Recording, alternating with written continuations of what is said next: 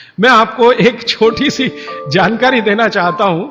एक बार एक विदेशी व्यक्ति से मेरा झगड़ा हो गया। एक जर्मनी का व्यक्ति था, उससे झगड़ा हो गया। झगड़ा कुछ इस बात का था कि भारत महान है कि जर्मनी महान है। ये जर्मनी के लोगों को आप जानते हैं, थोड़ा शॉविनिज्म बहुत है।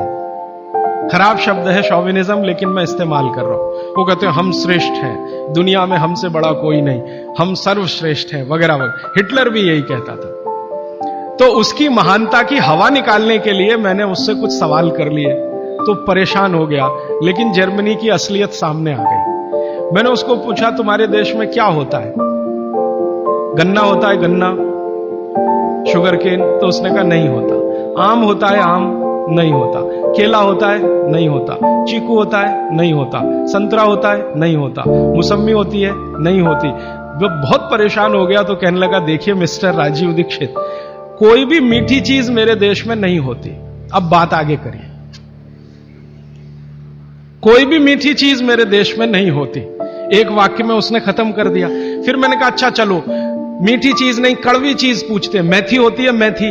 मेथी तो मीठी नहीं है, तो मेथी होती है? उसने कहा नहीं होती। पालक होता है? नहीं होता। चुकंदर होता है? नहीं होता। फिर थोड़ी देर में परेशान हो गया, कहने लगा, हरे पत्ते की कोई चीज मेरे देश में नहीं होती।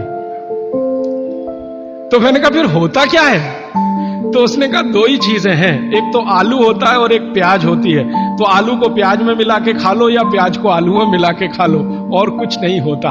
फिर मैंने उसको गिनाना शुरू किया कि देखो भारत में क्या क्या होता है, मीठी चीजों में क्या क्या होता है, खट्टी चीजों में क्या क्या होता है, तीखी चीजों में क्या क्या होता है, कसैली या कड़वी चीजें क्या क्या है। 6 रस है ना, षड रस की बात कही जाती है। 6 रस में मैंने गिनाना शुरू किया, तो वो कहता है कि यार इसमें तो एक एनसाइक्लोपीडिया लिख जाएगा। मैंने कहा यस, भारत में इतना ही होता है। और मैंने उसको जब ये कहा कि ये हर गांव में होता है, तब तो वो बहुत परेशान हो गया। मैंने कहा हर गांव में होता है, 7,32,000 गांव हैं, हर गांव में ये सब होता है।